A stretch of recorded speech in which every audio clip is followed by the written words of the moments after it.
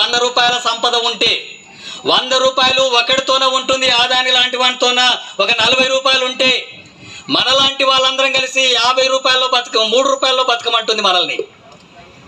ఆదాని లాంటి వాడికి ఒక 100 రూపాయలు ఉంటే 40 రూపాయలు వాడికి ఇస్తుంది. 50 మంది మనం పేదోళ్ళం ఉంటే మనకు 3 రూపాయలు ఇచ్చి 3 రూపాయల్లోనే బతకమంటుంది.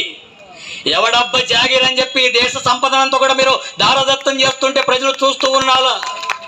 ఈ దేశ సంపద కదా, ఈ దేశాన్ని అభివృద్ధి చేస్తామంటే కదా, ఈ దేశంలో ఉన్న కార్మికుల్ని కానీ రైతుల్ని కానీ కూలీలను కానీ అభివృద్ధి చేస్తాం. పేద ధనిక అనే వ్యత్యాసం లేకుండా అందరినీ అభివృద్ధి చేస్తామంటే కదా మీకు ఓట్లు వేసింది, మీకు అధికారం ఇచ్చింది, మీకు ప్రభుత్వం ఇచ్చింది, మీరు ప్రధానమంత్రులు చేసింది.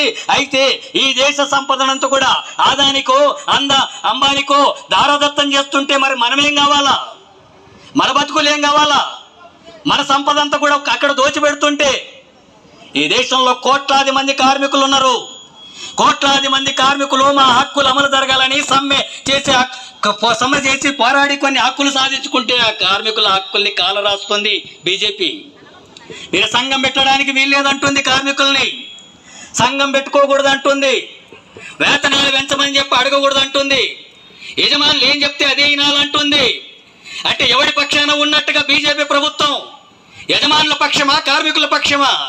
కోట్లాది మంది కార్మికులు ఉదయం లేస్తే రాత్రి వరకు పనిచేసి తమ రక్తాన్ని దారబోసి సంపదను సృష్టిస్తే ఆ సంపదను మెక్కుతున్నటువంటి దోపిడి దొంగలకు అనుకూలంగా ఉంది బీజేపీ ప్రభుత్వం. కార్మికులు వ్యతిరేకంగా పోరాడుతున్నారు.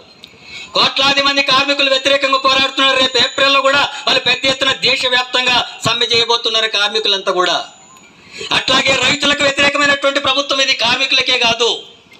ఈ దేశంలో రైతాంగం అంతా కూడా ఒక సంవత్సరం అంతా కూడా ఢిల్లీ చుట్టంతా కూడా దీక్షలు చూస్తున్నది మనం చూస్తున్నాం కదా. మాకు మద్దతు ధర కావాలా, గిట్టుబాటు ధర కావాలా?